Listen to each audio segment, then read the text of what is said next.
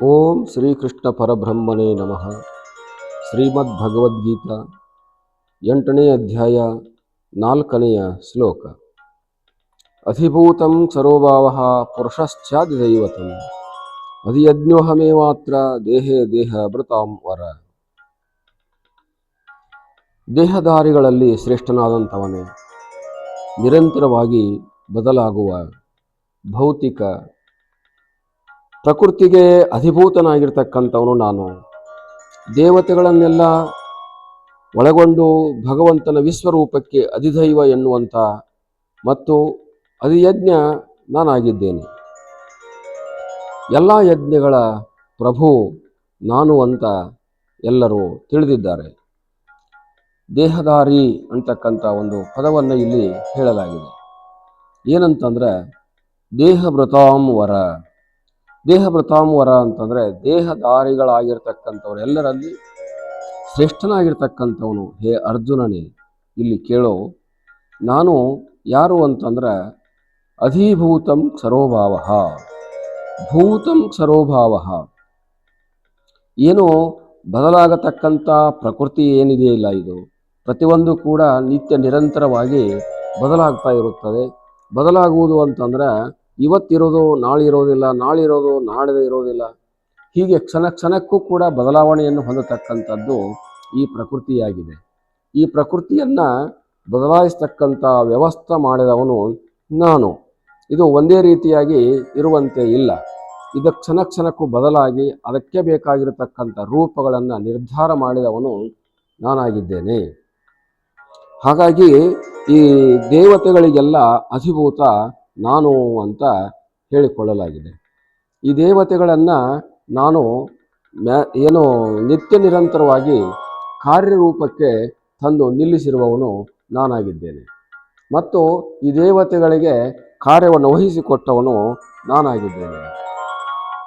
ಮತ್ತು ಈ ದೇವತೆಗಳಾಯಿತು, ಇತರೆ ಜೀವ ಜಂತುಗಳಾಯಿತು, ಇವೆಲ್ಲವುಗಳನ್ನು ನಿತ್ಯ ನಿರಂತರವಾಗಿ ಅವುಗಳಿಗೆ ಬೇಕಾಗಿರತಕ್ಕಂಥ ಎಲ್ಲ ಸೌಕರ್ಯಗಳನ್ನು ಸಂಪದಗಳನ್ನು ನೀಡುವವನು ನಾನಾಗಿದ್ದೇನೆ. ಹಾಗಾಗಿ ಇಲ್ಲಿ ನನ್ನನ್ನು ಎಲ್ಲರೂ ಕೂಡ ಏನಂತ ಕರೀತಾರ? ವಿಶ್ವರೂಪಕ್ಕೆ ಅಧಿಭೂತ ಅಂತ ಕರೀತಾರ. ವಿಶ್ವರೂಪಕ್ಕೆ ಅಧಿಭೂತ ಆಗಿರತಕ್ಕಂಥವನು ನಾನು. ಆದ್ದರಿಂದ ಅರ್ಜುನ, ಇಲ್ಲಿ ಯಾರಿಗೂ ಕೂಡ ನನ್ನನ್ನು ಬಿಟ್ಟು ಸ್ವಾತಂತ್ರ್ಯ ಇಲ್ಲ. ಎಲ್ಲವನ್ನು ನೋಡುವವನು, ಎಲ್ಲವನ್ನು ನಡೆಸಿಕೊಂಡು ಹೋಗುವವನು ನಾನಾಗಿದ್ದೇನೆ. ಆದ್ದರಿಂದ ನೀನು ಇಲ್ಲಿ ನಿಮಿತ್ತ ಮಾತ್ರ ನಿನ್ನ ಕೆಲಸವನ್ನು ಮಾಡುವಂಥದ್ದಾಗಿದೆ. ಅಧಿಭೂತಂ ಸರ್ವಭಾವ ಪುರುಷಶ್ಚಾದಿದೈವತಂ. ಈ ಅಧಿಭೂತ ಅನ್ನುವಂಥದ್ದು ಏನಿದೆಯಲ್ಲ, ಈ ಅಧಿಭೂತ ಅನ್ನುವಂಥದ್ದು ಬಹಳಷ್ಟು ವಿಕೃತವನ್ನು ಹೊಂದಿರುವಂಥದ್ದು, ಬಹಳ ಹತ್ತಿರವಾಗಿ ಅದು ಬದಲಾವಣೆಯನ್ನು ಹೊಂದುವಂಥದ್ದು, ಬಹಳ ಜನರಿಗೆ ಆಶ್ಚರ್ಯವನ್ನು ಉಂಟು ಮಾಡುವಂಥದ್ದು. ಎಂಥ ಋಷಿ ರಸ ಮಹಾ ಸಂತ ಮಹಾಂತ ಮುನಿಗಳಿಗೂ ಕೂಡ ಇದು ಬಹಳ ವ್ಯಥೆಯನ್ನು ಉಂಟು ಮಾಡುವಂಥದ್ದಾಗಿದೆ. ಯಾರನ್ನು ಕೂಡ ಇಲ್ಲಿ ಮುಂದಾಗುವುದಕ್ಕೆ, ಯಾರನ್ನು ಕೂಡ ನಾನು ಅಂತ ಹೇಳಿಕೊಳ್ಳುವುದಕ್ಕೆ ಬಿಡದೇ ಇರತಕ್ಕಂಥ ವ್ಯವಸ್ಥೆಯಾಗಿದೆ. ಯಾರು ಕೂಡ ಇದನ್ನು ದಾಟಿ ಹೋಗುವುದಕ್ಕೆ ಸಮರ್ಥರಾಗಿಲ್ಲ. ವ್ಯಾಸ ಮಹರ್ಷಿ ಮೊದಲಾಗಿರ್ತಕ್ಕಂಥವರು, ರಸ ಋಷಿಗಳಾಗಿರ್ತಕ್ಕಂಥವರು, ಇನ್ನು ದುರ್ವಾಸ ಋಷಿ ಮೊದಲಾಗಿರ್ತಕ್ಕಂಥವರು, ಭೀಷ್ಮಾಚಾರಿ ಮೊದಲಾಗಿರ್ತಕ್ಕಂಥವ್ರು ಎಲ್ಲರೂ ಕೂಡ ಈ ಒಂದು ಅಧಿಭೂತವಾಗಿರ್ತಕ್ಕಂಥ ವ್ಯವಸ್ಥೆಗೆ ಬದ್ಧರಾಗಿದ್ದಾರೆ. ಅಲ್ಲಿ ಏನು ಹೇಳಬೇಕಾಗಿದೆಯೋ, ಏನು ನಡೆಯಬೇಕಾಗಿದೆಯೋ ಅದಕ್ಕೆ ಅವರು ಇರಬೇಕಾಗಿದೆ.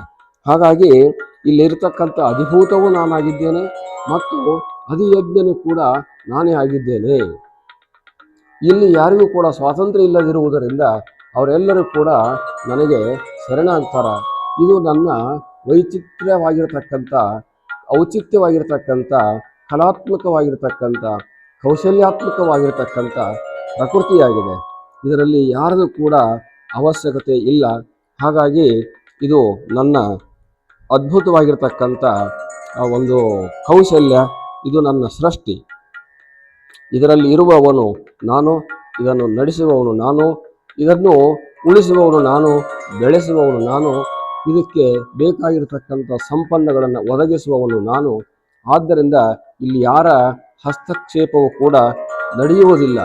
ಇದು ಎಲ್ಲರಿಗೂ ಕೂಡ ತಿಳಿಯಬೇಕಾಗಿರ್ತಕ್ಕಂಥ ವಿಷಯ. ಇದನ್ನು ಯಾರು ತಿಳಿದಿರ್ತಾರೋ ಅವರು ಈ ಪ್ರಪಂಚದ ದ್ವಂದ್ವಗಳಿಂದ ಬಿಡುಗಡೆಯನ್ನು ಹೊಂತಾರ, ಮುಕ್ತರಾಗ್ತಾರ, ಅವರು ಸುಖಿಗಳಾಗ್ತಾರ.